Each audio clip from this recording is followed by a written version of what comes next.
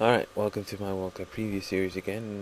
We've arrived at Group C, consisting of England, the USA, Slovenia, and Algeria. And we'll talk about the main team, England, first. England, of course, are usually one of the best teams in Europe and the world. They've been world champions in '66. And they're always a team that could go far. And, well, if you ask an English person, they're always contenders to go all the way. Of course, they did lose out in Euro 2008. I mean, they didn't qualify. It was quite a disaster. Steve McLaren is the coach. Not being able to get past Croatia, mainly. But they made up for that in this qualifying. Anyway, they won the group convincingly. They won all their games, the first 9 games to qualify, and they only lost the away game against Ukraine when they had already qualified. Interestingly enough, that helped Ukraine clinch second place above Croatia. So it was a nice little revenge there. They also beat Croatia 4-1 and 5-1 in their 2 games against them. So they really set the record straight. And in qualifying, England has been very impressive. There's Fabio Capello is the coach, very experienced. Worked with some great teams in the past, and he's Italian, so he knows what it takes to win.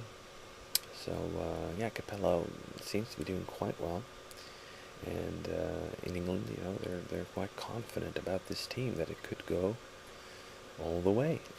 But that's of course what you hear every 4 years when you turn on the BBC.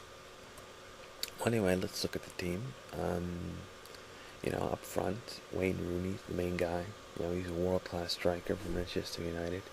He's still only 24 years old. Feels like he's been around for ages, but he's still only 24. So he has at least another 2 World Cups in him, if you look at it like that. And, they've got Emile Heskey up front, Jermaine Defoe, and Peter Crouch. These are good defenders. Crouch, of course, physically strong, good in the air. Heskey, same thing. Defoe, of course, more of a fast player. Moves around the other striker. Mainly Rooney's the main guy. Then he's going to team up with probably Crouch or Heskey. We're looking at midfield. They've got Steven Gerrard, main player, captain. Frank Lampard. Also a great player for Chelsea, of course.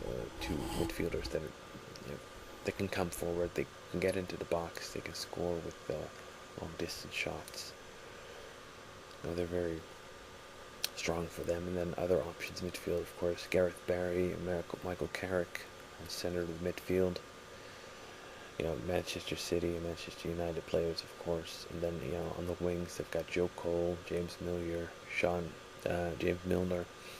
Wright-Phillips, Aaron Lennon, good options, good players. They're fast and maneuverable and everything. Good players. And then in the back, John Terry's the main guy.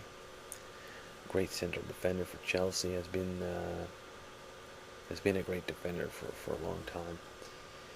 And he's probably going to team up with Ledley King now at the back. Of course, Rio Ferdinand is out because of an injury, fortunately for him.